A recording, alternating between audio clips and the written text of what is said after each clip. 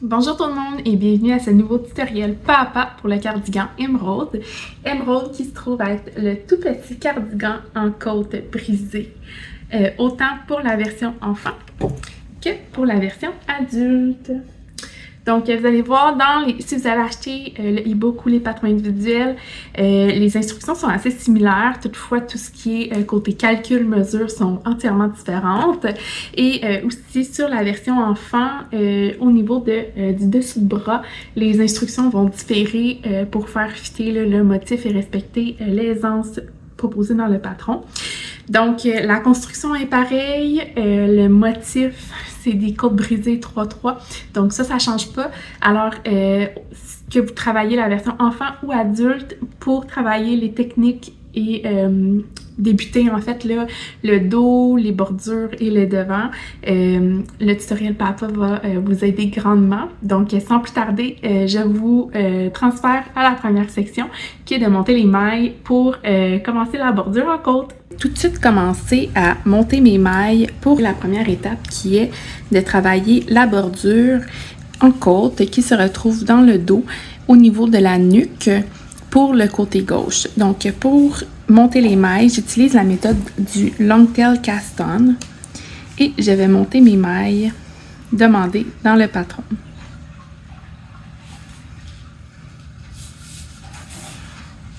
Ensuite, il arrive souvent d'avoir un rang de préparation qu'on appelle un rang de préparation en fait quand on se retrouve sur l'envers du travail.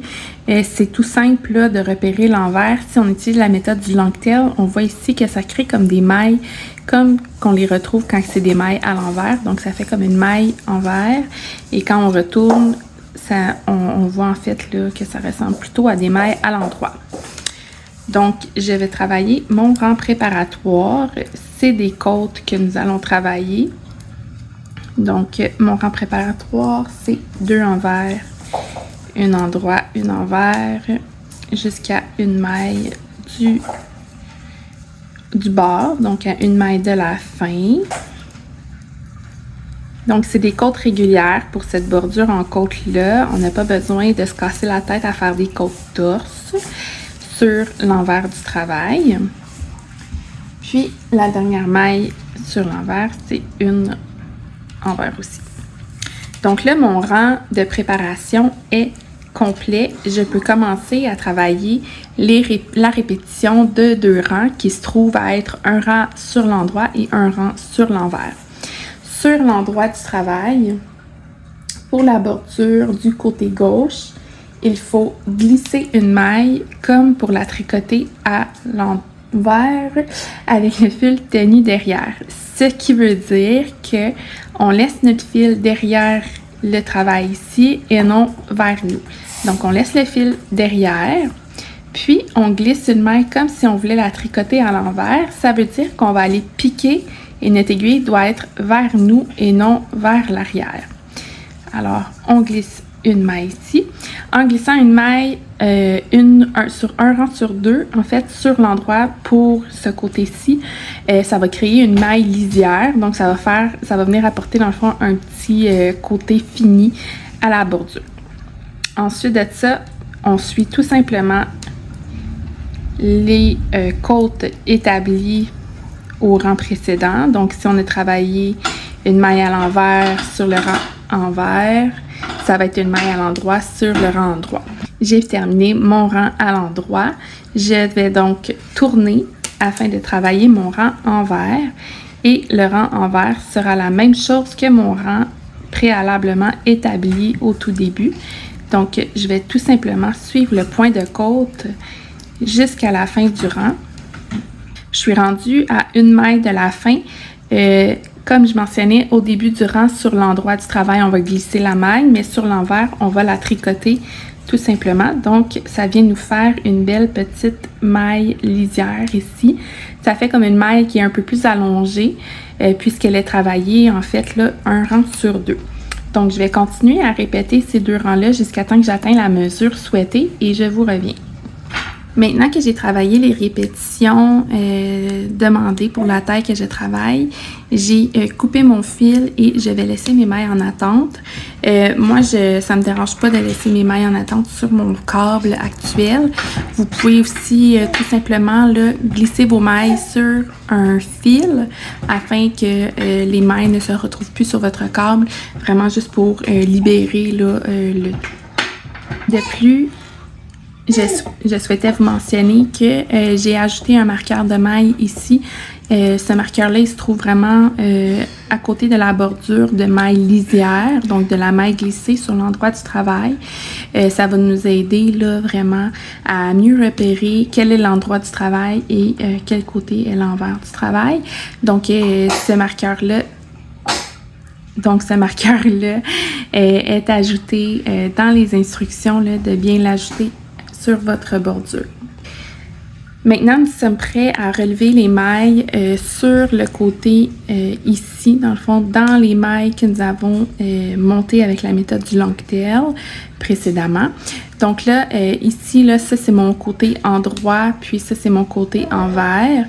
Je vais donc tourner mon travail comme ça afin de pouvoir voir le montage de mailles vers le haut. Puis mon fil que j'ai tout juste coupé de mes mailles en attente se retrouve vraiment à notre gauche. Donc, je vais alors prendre mon fil ici, puis c'est de tout simplement là, recréer les mailles, donc d'aller relever les mailles dans le fond qu'on a montées. Vous pouvez vous aider avec les mailles en côte. Puis, dans le fond, il y a plusieurs méthodes pour relever. Moi, j'aime bien la méthode qu'on pique au travers de la maille. Je vais donc faire ceci. La première maille, sur le côté, je trouve qu'elle est un petit peu plus difficile. Donc, souvent, je vais soit piquer dans le fond, soit tout simplement relever le brin ici. Mais là, dans ce cas-ci, le brin va être lousse. Donc, je vais aller piquer entre les deux mailles qui n'a pas de maille glissée et la maille ici. Donc, je vais vraiment aller piquer entre les deux. Et je vais aller tricoter. Donc ça, c'est ce qu'on appelle relever et tricoter. Donc ensuite de ça, la prochaine maille que je dois relever, je vais aller piquer directement dans la maille à côté. Et on continue jusqu'à ce qu'on ait relevé le nombre de mailles pour notre côté droit de la bordure en côte. Maintenant que mes mailles sont relevées, ça ressemble à ceci. Je vais donc travailler avec les mailles vraiment là, qui sont attachées après le fil en cours. Je vais donc tourner mon travail afin de travailler un rang préparatoire sur l'envers. Donc le rang préparatoire commence par glisser une maille comme pour la tricoter à l'envers avec le fil devant. Donc, le fil se trouve à être l'inverse de tout à l'heure, puisqu'on se trouve déjà sur l'envers. Donc, le fil doit être vraiment vers nous, puis on glisse une maille. Ensuite, je travaille une maille à l'envers et une maille à l'endroit. Je vais répéter donc cette séquence de 2 mailles jusqu'à une maille de la fin. Je suis à une maille à la fin. Il me reste tout simplement à travailler une maille à l'envers. Je vais donc tourner mon travail, puis on se trouve sur l'endroit du travail. Donc, c'est tout à fait le même principe que pour la bordure gauche. Toutefois, les rangs sont comme inversés. Donc, sur l'endroit du travail, nous allons travailler 2 mailles à l'endroit, une envers, une endroit, jusqu'à une maille de la fin, une endroit. Puis, sur l'envers du travail, c'est là qu'on glisse une maille. Donc, je vais travailler ma bordure droite jusqu'à le nombre de rangs demandés, en fait, là, dans le patron. Puis, je vous reviens. J'ai maintenant terminé de travailler la répétition des 2 rangs pour la bordure droite qui est de ce côté-ci. J'ai commencé à transférer mes mailles sur un fil sur un fil en attente, ça va vraiment faciliter dans le fond la prochaine étape qui va être de commencer à travailler le dos. Donc, je suis maintenant prête à débuter la section du haut du dos. J'ai maintenant ma pièce ici, là, avec les deux extrémités de la bordure, avec les mailles en attente. J'ai mon marqueur de mailles qui fait vraiment face à moi, donc qui fait face au bas. Et comme vous pouvez voir, c'est vraiment le côté là, avec la maille lisière, la maille glissée sur la bordure gauche et sur la bordure droite. Pour le haut du dos, on monte des mailles avec la méthode du long tail cast-on. Après ça, on relève des mailles sur ce côté-ci, dans le fond, de la bordure. C'est une des raisons pourquoi on n'a pas fait de mailles glissées vraiment là, sur ce côté-là, parce que même si les mailles sont un peu moins belles, c'est pas grave, puisqu'on va relever des mailles. Donc, ça ne paraîtra pas. Puis ensuite de ça, on va remonter des mailles sur nos aiguilles avec la méthode du long tail. Donc, sans plus tarder, avec la méthode du long tail. Moi, je préfère la méthode du long tail. Je trouve que c'est beaucoup plus facile pour moi de relever des mailles pour les panneaux du devant ensuite, puisque c'est plus facile de repérer là, les mailles qu'on a relevées. Toutefois, vous pouvez utiliser la méthode qui vous convient le mieux. Donc, je vais monter les mailles demandées dans le patron. Maintenant que j'ai relevé les mailles, dans le fond, maintenant que j'ai monté mes mailles sur mes aiguilles, je suis rendue à l'étape de relever les mailles dans la section de la bordure. Je vais donc prendre mon fil. Ici, j'ai croisé comme ça. Ça peut être un petit peu mal commode, là, difficile à faire. Pour les premières mailles, mais une fois qu'on a commencé, ça se fait super bien. Donc, moi, ce que j'aime bien quand on relève des mailles dans une bordure de côte, c'est d'étirer un petit peu la maille qui est sur le côté, qui est pas trop belle, parce que on va aller relever nos mailles, en fait, là, entre la maille bordure qui est un petit peu moins jolie et la maille en droit ici. Je trouve que c'est beaucoup plus facile de relever les mailles comme ça. Donc, on suit le ratio qui est demandé là, pour relever les mailles dans le patron, qui est un ratio de 2 mailles sur 3. Donc, ça, c'est ma première. Et je vais tout de suite aller relever dans ici, là, le petit trou à côté. 2. Je vais sauter le troisième et on recommence. 1, 2. Je saute le troisième, on recommence. Donc, je vais faire ça tout le long de la bordure afin d'atteindre le nombre recommandé de mailles à relever pour le ratio. Maintenant que j'ai terminé de relever selon le ratio, je dois monter des nouvelles mailles avec la méthode du long tail. Donc, moi, j'aime bien couper mon fil. Pour refaire la méthode du long tail, ça nous prend vraiment un long tail. J'ai coupé mon fil, ça va faire un fil de plus à rentrer plus tard. Ce n'est vraiment pas grave. Donc, j'y vais pour monter, en fait, des nouvelles mailles, qui est la même quantité qu'on a montée au tout début. Maintenant que mes mailles sont montées ici pour le côté droit, j'ai validé que mon nombre de mailles concordait bien avec ce que j'avais besoin pour ma taille. Je vais donc commencer le premier rang sur l'envers du travail. La première étape, c'est tout simplement de travailler les mailles qu'on vient de monter à l'envers. Maintenant qu'on a travaillé ces mailles envers-là, on doit positionner un marqueur de type épingle dans la bordure. Là, évidemment, les mailles ne sont pas attachées au projet. Donc, ce que j'aime bien faire, c'est tout simplement de travailler une ou deux mailles. Donc, je vais en travailler 2. Mais il faut se souvenir que notre marqueur de maille, on doit aller le positionner entre ces mailles ici dans la bordure. Donc, c'est vraiment important de recompter vos mailles, vous assurer que vous avez le bon nombre de mailles du côté du marqueur avant de poursuivre afin de bien, ou sinon de bien le repositionner là, pour qu'il soit au bon endroit.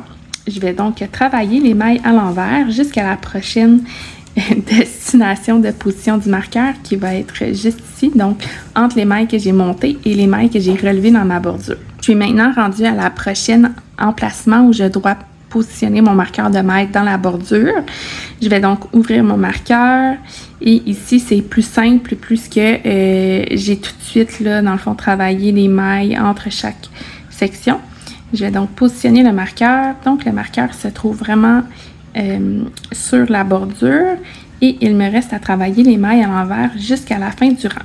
Et j'ai donc positionné la pièce ici pour vous montrer les marqueurs, là, c'est vraiment important qu'ils se trouvent bel et bien dans la bordure de maille, puisque c'est à partir de ces marqueurs-là qu'on va travailler pour repérer les mailles qu'on doit relever pour travailler les devants un peu plus tard.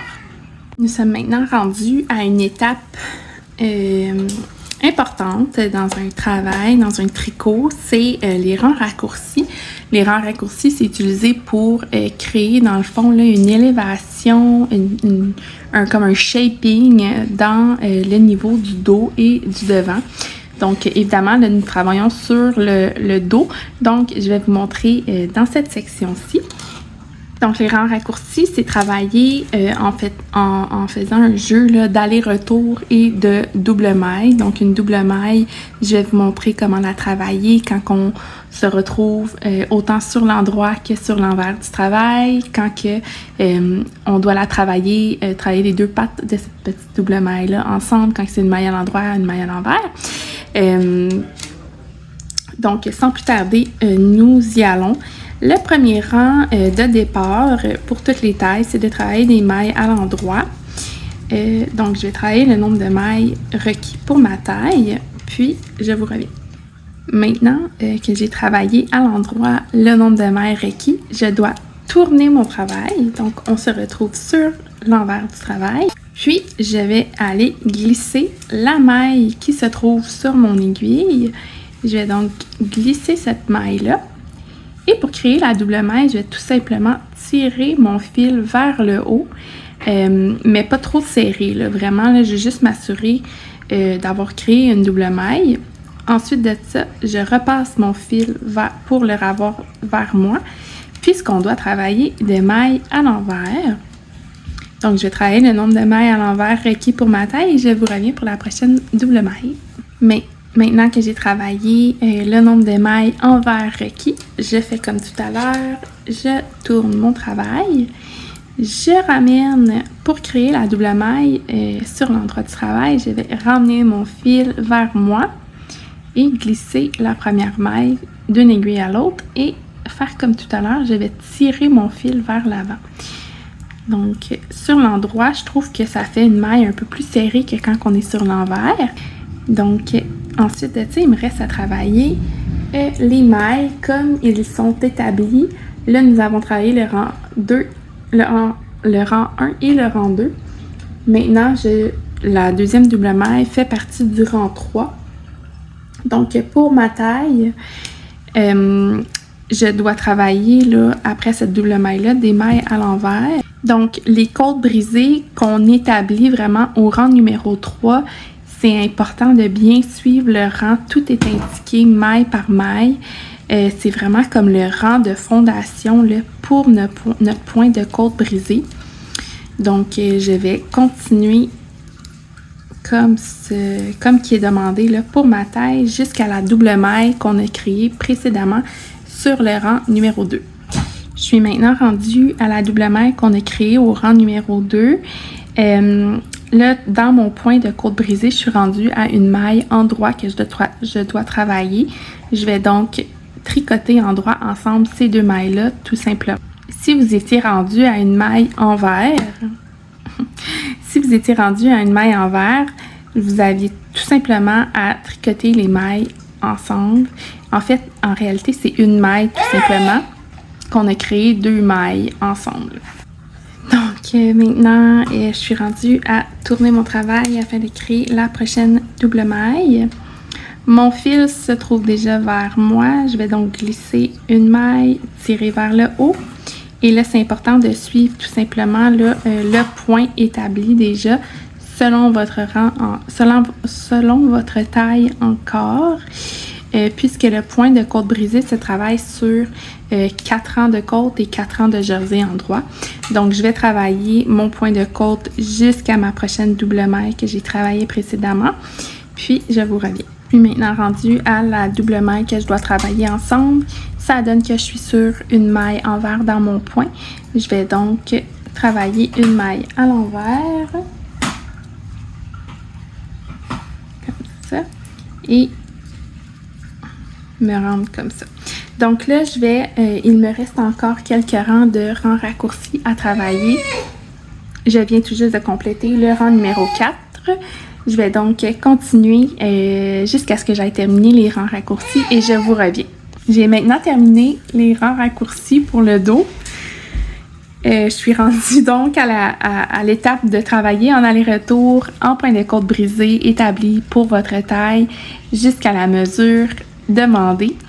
Donc, une fois que ça c'est terminé, je vous reviens et je vais vous montrer à quelle place en fait là qu'on doit mesurer là, pour s'assurer qu'on a atteint la bonne mesure pour la section du dos.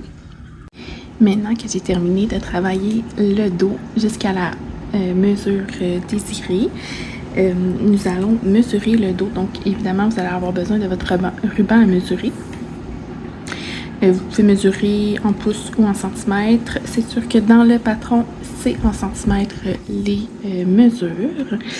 Donc, lorsqu'on demande de mesurer à l'une des extrémités, c'est vraiment ici ou ici, excluant les rangs raccourcis. Donc là, c'est un petit peu plus discret, là, puisque c'est sur une version enfant, donc il y a peu de rangs raccourcis, mais on le voit là ici qu'il y a une élévation. Les rangs raccourcis se terminent dans le fond dans la section de jersey ici, et je le sais puisque pour ma taille, j'avais 10 rangs raccourcis dans les instructions, puis dans le fond, on finit toutes les tailles finissent avec un rang de jersey en droit. Donc, je vais commencer par mettre mon tricot à plat. Donc, je veux pas étirer, puis je veux pas non plus comme trop rapatrier le tricot. Les mesures sont importantes d'atteindre, c'est important d'atteindre la mesure, mais aussi le nombre de rangs, parce que quand on va relever les manches plus tard, il y a un ratio d'établi, puis le ratio est établi en fonction qu'on obtient le bon échantillon en nombre de rangs. Donc, pour ma taille, je dois avoir une mesure de 10 cm. Donc, je mets mon ruban en dessous de mon aiguille et je laisse tomber. Là, je n'étire pas, je veux juste dérouler mon rebord. Et voilà, donc 10 cm. Là, vous allez voir, dans le fond, c'est comme 11 cm total, mais c'est tout à fait normal parce que j'avais comme un rang de fondation, puis un rang à la fin de mes rangs raccourcis. Donc, en réalité, j'ai bel et bien 10 cm. Puis aussi, il y a l'autre option de compter le nombre de rangs. Là, vous assurez que vous avez le bon nombre de rangs avant de passer à la prochaine étape. Donc, ma partie du dos est terminée. Je suis maintenant prête à commencer à travailler le devant droit. Donc, le devant droit, ce qu'on va faire, c'est qu'on va aller relever des mailles dans la bordure de mailles ici. On va faire la même chose pour le côté gauche, puis éventuellement, on va joindre en rond. Une petite note ici, si les fils, moi, c'est les fils verts, si vos fils de votre travail en cours vous agacent, vous pouvez les rentrer tout de suite, il n'y a vraiment pas de problème. En même temps, ça vous fait un petit peu moins de travail à la fin. Alors, pour commencer, vous devez vous assurer que votre pièce est positionnée comme ceci sur l'endroit du travail. Donc, sur l'endroit du travail, ça veut dire que nos mailles pour le dos se trouvent à notre gauche avec le fil qui est coupé. Puis, votre marqueur qu'on a positionné dans la bordure gauche se trouve bel et bien à gauche vers le haut. Donc, pour commencer, on va relever les mailles pour la bordure droite à partir de l'extrémité droite vers le marqueur qu'on a épinglé dans la bordure au moment qu'on a fait le rang de positionnement des marqueurs. Donc, on va faire comme lorsque nous avons monté des mailles dans la bordure de côte. Je vais aller relever une maille ici. Encore une fois, moi je laisse les mailles de mon dos sur mes aiguilles. Si ça vous tente, votre fil est trop court ou peu importe, vous pouvez les mettre sur un fil en attente, puis travailler avec des aiguilles libres. Il n'y a vraiment pas de problème. Allez-y avec avec ce que vous êtes le plus confortable. Donc, je vais aller relever mes mailles dans la bordure. Moi, j'aime vraiment ça que mes mailles soient bien alignées, là. Donc, vous voyez ici, j'ai ma 3e maille. Je vais aller piquer dans la maille. Ensuite de ça, je tombe comme dans la section des mailles en vert ici. Je vais m'assurer d'être dans la bonne maille, ici. Puis, pour vous repérer, si vous êtes dans la bonne maille, souvent les gens, ils vont relever plutôt entre les 2 mailles parce qu'ils pensent que c'est là la maille parce qu'on est à l'envers. Donc, quand on est à l'envers, on perçoit la maille un peu différemment. Mais ce que je peux vous donner comme truc là, pour vous aider, dans le fond, c'est qu'on voit le fil passer là, devant comme ça ici. Donc, c'est ici la maille. Donc, je vais aller relever là. Je suis maintenant rendue à retirer le marqueur qui était ici pour nous informer qu'on est au bon endroit. Je vais positionner mon marqueur de maille ici entre les mailles que je viens tout juste de relever. Puis, je vais glisser les 13 mailles de la bordure droite sur mon aiguille de gauche.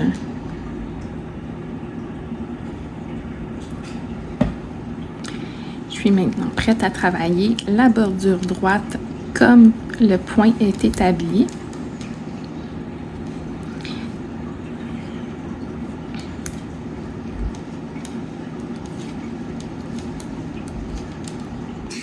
Donc, une fois que vous avez terminé là, de travailler les mailles de la bordure droite, assurez-vous toujours de valider que vous avez le bon nombre de mailles avant de commencer la prochaine section.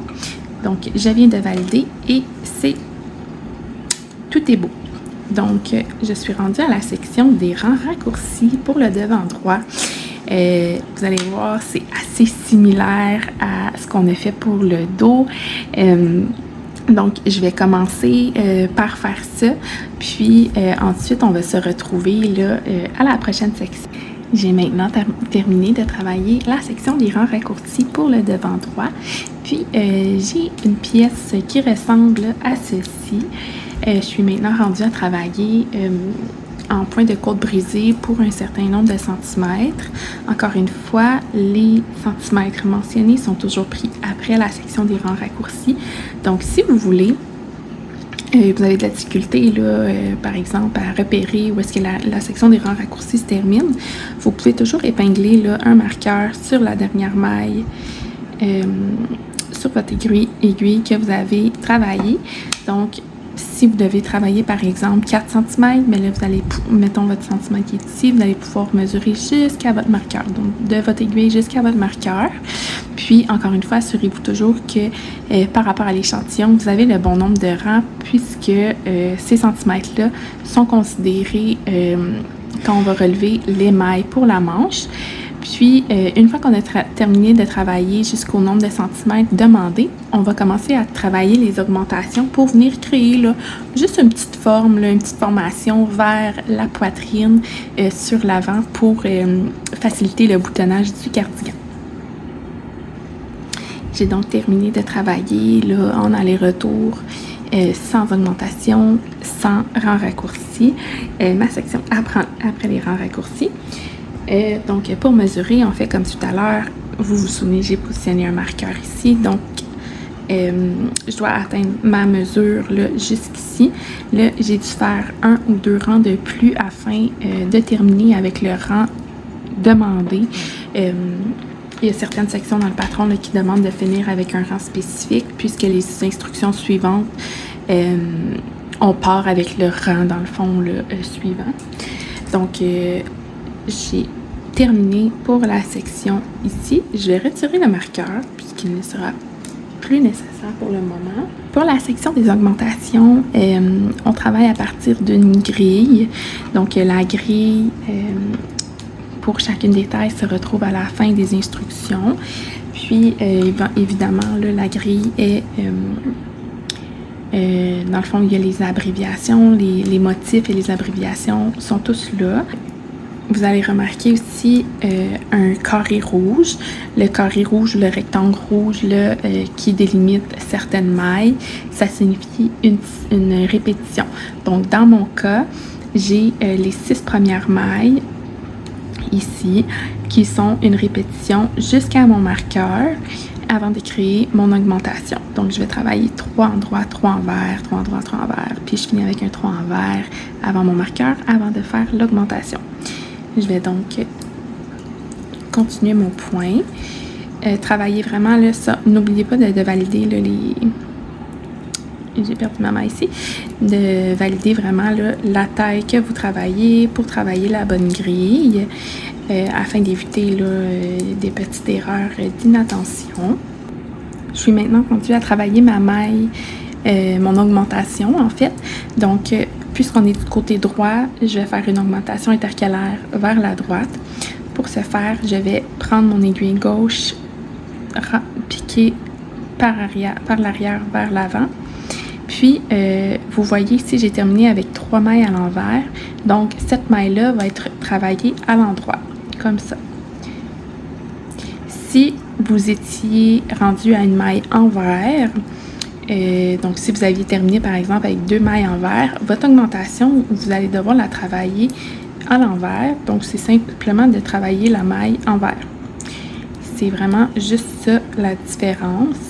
Dans le fond, on fait ça afin de conserver le point de côte brisée, dans la section.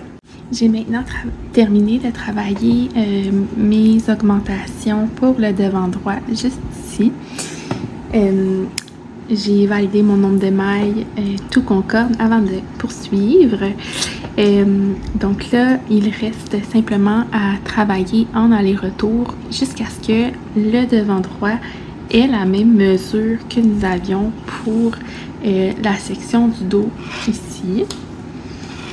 Ce qui est le fun avec le point, quand on a un point là, de texture sur notre travail, c'est qu'on peut, au lieu de tout le temps remesurer, c'est qu'on peut tout le temps compter là, le nombre de répétitions qu'on a. Dans mon cas, je le sais qu'il me reste seulement une petite répétition là, de point de courbe brisée. Donc, il me reste seulement 4 rangs avant de passer à la section du côté gauche. Alors, je vais travailler ça, puis on se revoit pour travailler le côté gauche. J'ai maintenant terminé les derniers rangs qu'il me restait à travailler afin d'atteindre ma mesure souhaitée. Puisque nous avons un point texturé, c'est ultra important de terminer avec le même numéro de rang qu'on a terminé pour le dos. Donc pour le dos, j'ai terminé après un rang 4 de la répétition de 8 rangs. Je dois alors terminer après un rang 4 aussi pour le devant droit et ça sera pareil pour le devant gauche. Donc là, puisque j'ai terminé cette partie-là, j'ai coupé mon fil.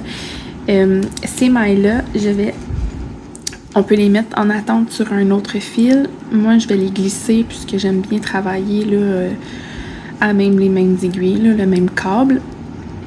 Donc, je vais simplement les glisser de l'autre côté de mon aiguille. Ici, là, on voit bien, si on appose un morceau sur l'autre, on a la petite pente qui est créée par les rangs raccourcis. On a les augmentations juste ici, puis dans le fond, le travail, là, il correspond d'un côté. Maintenant, nous sommes prêts à travailler la partie du devant gauche. Donc, ma partie du devant droit est ici. Mon dos est vraiment vers moi. Le devant droit vers le haut. Je suis maintenant prête à commencer à relever les mailles. La même chose qu'on a faite pour le côté droit, on va le faire pour le côté gauche. Mais cette fois-ci, on va partir de ce marqueur-ci. Puis, on va se diriger vers l'extrémité gauche. Donc, je vais y aller. Je vais relever mes mailles et vous revenir. Tout d'abord, j'avais oublié il faut que je travaille les mailles de ma bordure gauche. Donc, je vais défaire mon petit nœud ici. Donc, on demande de placer les mailles de la bordure gauche sur mon aiguille gauche parce qu'on va devoir les travailler avant de relever les mailles. J'ai maintenant replacé les mailles de la bordure gauche sur mon aiguille gauche. Je vais donc travailler les mailles de la bordure comme on le faisait précédemment. Je vais placer un marqueur de mailles sur mon aiguille. Je suis maintenant prête à relever les mailles à partir de la première maille juste ici. Donc j'ai placé le marqueur entre deux mailles et donc je suis capable de repérer que ma première maille se trouve ici. Donc je vais aller relever mon nombre de mailles comme je l'ai fait précédemment. Une fois que vos mailles sont tous relevées, vous pouvez revalider que vous avez le bon nombre de mailles avant de débuter la prochaine section et vous pouvez retirer le marqueur qu'on avait précédemment épinglé dans la bordure. J'ai travaillé mon rang envers qui était seulement de tricoter les mailles à l'envers puis travailler ma bordure de mailles en côte 1-1. Maintenant, je suis rendue à la section des rangs raccourcis. Je vais tout de suite me rendre là à la fin de cette section-là. Puis, on va se retrouver pour les augmentations seulement pour vous montrer là, comment créer l'augmentation intercalaire gauche. Pour cette section, je voulais simplement vous montrer là, comment travailler l'augmentation intercalaire vers la gauche sur une maille en droit et sur une maille envers. Donc, pour faire la droite, l'augmentation droite, on passait de l'arrière vers l'avant. Pour faire celle qui va vers la gauche, on passe devant, donc entre deux brins, devant vers l'arrière. Donc, on a soulevé le brin entre deux mailles, puis on la tricote tout simplement dans le brin arrière. Là, moi, j'ai travaillé comme étant une maille à l'endroit parce que comme on peut voir ici, j'ai mes 3 mailles envers ici que je vais commencer.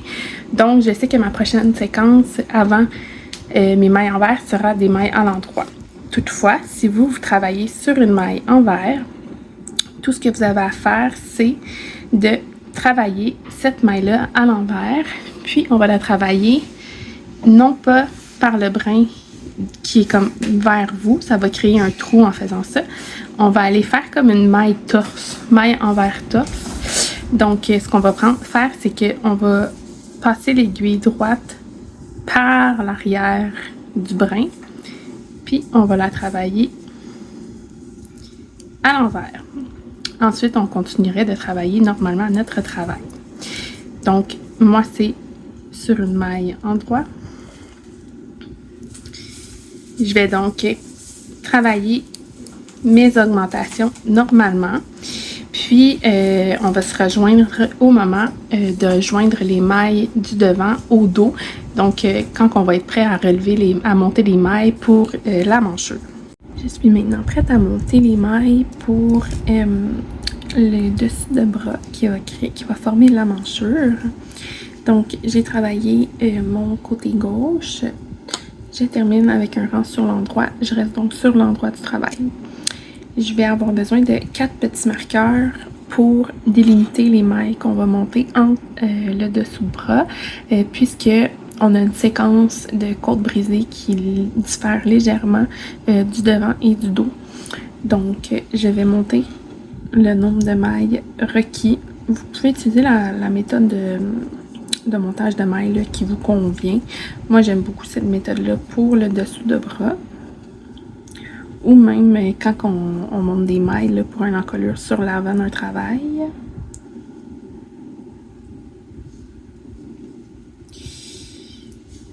Super.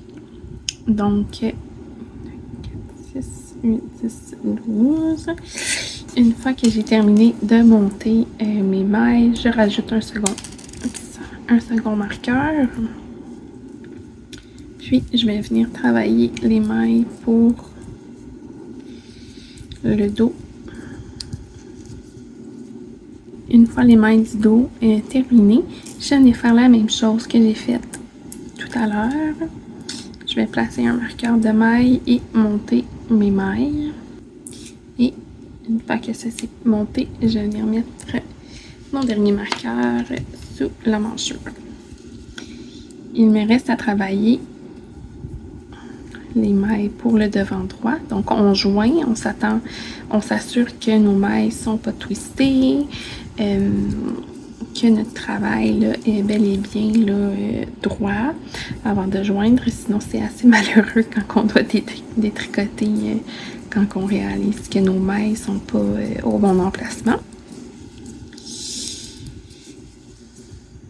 J'ai maintenant terminé de travailler mes mailles. J'ai joint mon devant gauche au dos avec des mailles sous les bras et j'ai joint le dos avec le devant droit avec des mailles sous le bras. Donc, on a maintenant notre haut du corps qui est terminé. Avant de poursuivre, je tiens à préciser que les marqueurs de mailles entre les dessous de bras, c'est là seulement pour la version enfant du cardigan. La version adulte, il n'y a pas de différence. C'est en point de côte brisé, là, sans brisure, si on veut, là, sans coupure dans le point. C'est vraiment une particularité pour la version enfant. J'ai maintenant terminé mon rang envers. Je vais donc travailler mon rang à l'endroit. Donc là, on commence vraiment la nouvelle section dans le patron qui s'appelle le corps. Donc, avant de commencer, on nous demande de faire un rang de boutonnière. Puisque le cardigan que je tricote est pour ma fille, moi je vais faire les boutons dans le fond. Je vais coudre les boutons sur le côté gauche et l'ouverture se trouvera sur le côté droit. Si toutefois le cardigan est pour un garçon, vous pouvez inverser les instructions pour la boutonnière, donc faire l'ouverture sur la patte de côte du côté gauche, puis coudre le bouton sur le côté droit. Donc, j'ai préparé mon petit marqueur ici qu'on va avoir besoin de type épingle. C'est entièrement facultatif. Moi, j'aime beaucoup utiliser un marqueur pour mettre dans le fond où est-ce que je vais coudre mon bouton. Donc, je vais l'installer. En fait, je vais travailler ma maille envers avant de placer mon bouton. Mon marqueur. Donc, si je vais voir les instructions pour la patte de boutonnière, je sais que le bouton va se trouver au milieu de mes 13 mailles. Donc, ce qui marque le milieu, c'est la maille 7. Mettre mon marqueur sur la 7e maille. Donc, 2, 4, 6, 7. Puis, c'est important de l'avoir tricoté, de ne pas faire la première erreur que j'ai faite. C'est vraiment pas... C'est pas l'idéal, mais ça ferait en sorte qu'on coud le bouton une maille trop basse par rapport à où est-ce que l'ouverture va se trouver sur l'autre côté. Donc, maintenant que mon petit marqueur est installé, je vais continuer à travailler normalement mon rang jusqu'à ma patte de côte du côté droit. Je suis maintenant rendue à travailler l'ouverture pour mon bouton. C'est tout simplement de créer un jeté. Donc, on passe le fil de l'arrière vers l'avant. Puis, on travaille 2 mailles en droit ensemble. Donc, ça va nous créer un petit trou pour la boutonnière. Puis, ça va être simplement de faire ça à chaque rang de boutonnière qu'on décide d'instaurer un bouton. Dans les instructions, c'est à tous les 19e rangs. Si vous voulez plus de boutons, vous pouvez raccourcir la distance entre chaque bouton ou vous pouvez allonger ou tout simplement mettre aucun bouton si vous désirez un cardigan complètement ouvert pour votre enfant.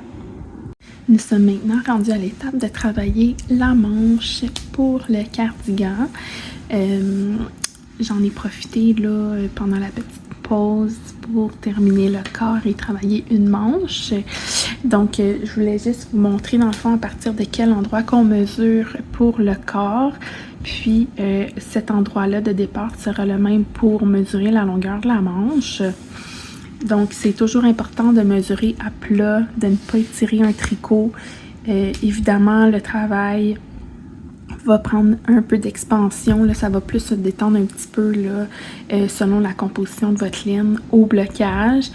Toutefois, c'est toujours important, quand on mesure, de jamais étirer notre travail pour éviter d'obtenir une donnée fausse. Donc, on prend notre ruban à mesurer, on met notre tricot à plat, puis on mesure à partir des mailles que nous avons montées juste ici pour former le dessous de l'emmanchure. Puis, on mesure jusqu'à la longueur, dans le fond, jusqu'au bas ici. Voilà, moi j'ai travaillé quelques centimètres en moins pour le corps ainsi que pour les manches puisque ma fille est un petit format. Donc vraiment là, allez-y avec les mesures aussi qui concordent le mieux avec votre enfant ou pour l'enfant que vous allez travailler le projet pour.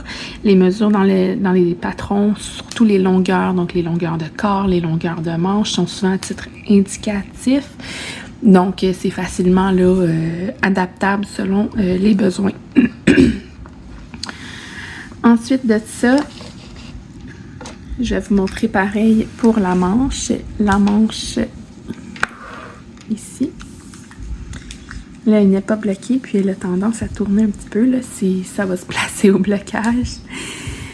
Donc, pour la manche, vous pouvez encore une fois mesurer à partir du joint ici, donc où est-ce qu'on a relevé les mailles sous le bras, ou tout simplement là, ici, à partir du corps, pour qu'est-ce qu'on a travaillé, à partir des mailles qu'on a relevées au niveau de la manchure ici, là, sur le haut. Vous placez votre ruban à mesurer, on le dépose et on mesure jusqu'à la longueur, dans le fond, avant les côtes. Donc, c'est comme ça qu'on mesure notre projet. Que vous commencez par une manche ou l'autre, les instructions sont idem. Pour les manches, vous allez voir le point de côte brisé 3-3 se poursuit là, tout autour de la manche. Il n'y a pas de brisure comme il y a sur certaines tailles au niveau du corps là, sous la manchure. Pour les manches, ce n'était pas pertinent de le faire puisque on pouvait facilement atteindre le nombre de mailles requis. Alors, je travaille avec la méthode du Magic Loop puisque je n'ai pas d'aiguille assez petite pour une petite circonférence au niveau de la manchure. Donc, le patron demande de commencer au coin inférieur droit sous le bras. Donc, au niveau de la manchure, ce qui veut dire à la dernière maille qu'on a montée entre le panneau du dos et du devant ou du devant et du dos. Alors, ce qui est le fun avec un point texturé, c'est qu'on peut facilement repérer où est notre première maille. Donc, ma première maille est ici et moi, j'aime bien relever les mailles sous la petite bosse ici. Parce que si on tourne le travail, comme ça, donc nous, on a commencé ici. On a monté les mailles puis on a commencé à monter le tricot comme ça. Donc, on voit bien que ça, c'est une maille. Souvent, on va être porté à piquer entre les deux mailles, mais moi, j'aime bien piquer dans la maille puisque ça poursuit le point. Ça poursuit mieux les mailles, pardon, que si on pique à côté, donc entre deux mailles. Je trouve que ça décale d'une maille là, dans tout le point. Puis, moi, ça me chicote un petit peu. Donc, je vais piquer sous cette boule-là et je vais tricoter la maille. Donc, je vais répéter cette étape-là jusqu'à ce que j'aille relever mon nombre de mailles requis sous le bras, donc au niveau de la manchure. Maintenant que mes mailles sous la manchure sont relevées, je vais commencer à relever les mailles autour du bras, donc autour de la manchure. Si vous travaillez en Magic Loop, vous pouvez commencer à relever tranquillement les mailles ou vous pouvez tout simplement pousser ces mailles-là tout de suite afin que ça soit plus facile pour vous de relever les mailles. Vous pouvez également, si vous le souhaitez, en fait, si vous travaillez en rond, vous allez devoir positionner un marqueur juste ici. Donc, n'oubliez pas de placer votre marqueur. Je ne mettrai pas de marqueur sur mes aiguilles puisque je travaille en Magic Loop. Toutefois, je vais me mettre un marqueur là, sur ma première maille pour m'indiquer que, ou sur le côté là, qu'on commence le rang, juste pour m'indiquer que c'est un nouveau rang que je commence, puisque quand on travaille en Magic Loop, c'est plus facile, là. On sait que quand on travaille les deux aiguilles, on a fait un rang. Alors, on y va. On respecte le ratio qui est indiqué dans le patron. Si vous voyez qu'en relevant votre première, deuxième maille, ça crée un trou entre les mailles sous le bras et autour de la manchure, vous pouvez relever une maille de plus, mais n'oubliez pas de la réduire tout de suite sur le premier rang en droit parce qu'on veut conserver un motif à multiples de 6 mailles. Donc, je vais, encore une fois, c'est pas une science infuse quand on relève les mailles. Surtout la première maille, c'est un essai et erreur. Donc, pour certaines tailles, on a travaillé 3 mailles en droit sur le côté. D'autres, c'est 2 mailles. Donc, ce que j'aime bien faire, c'est relever une maille entre la dernière maille tricotée et l'avant-dernière maille tricotée. Donc, on va perdre comme on va dire une petite colonne là, pour le point. Donc, on voit ici, si on tourne encore un petit peu notre travail, qu'on a nos 3 mailles en vert ici. Puis, on a une maille en droit, une maille en vert. Fait que je vais aller relever ma maille. Je vais étirer ici, là, comme dans les trous ici. Puis, le ratio que je demande dans les instructions, c'est une maille aux 2 rangs. Donc, j'ai relevé ma première maille ici. Puis quand que la première maille est relevée, c'est plus facile, on dirait, pour relever les autres. Alors, ici, ça fait 2. Je saute une, je vais dans l'autre. Je saute une, je vais dans l'autre. Et je fais ça tout autour de la manchure. Puis, je m'assure que j'ai le bon nombre de mailles. Donc, ce que j'aime bien faire aussi pour m'assurer là d'avoir le bon nombre de mailles sur chaque côté, parce que c'est miroir en fait, là, on va avoir le même nombre de mailles relevées au dos et le même nombre de mailles relevées sur le devant. On a une ligne ici en dessous, la ligne d'épaule qu'on a relevé les mailles. Vous pouvez toujours vous placer un marqueur ici et par exemple, si vous avez 20 mailles à relever là, au ratio de 1 sur 2, vous pouvez vous dire, bon, ben j'ai relevé 20 mailles ici, on laisse le marqueur ici, je relève 20 mailles, mais n'oubliez pas de l'enlever pour travailler la manche. Donc, c'est des petits trucs que j'utilise là souvent. Souvent, je ne mettrai pas de marqueur puisque mon doigt est souvent sur la couture.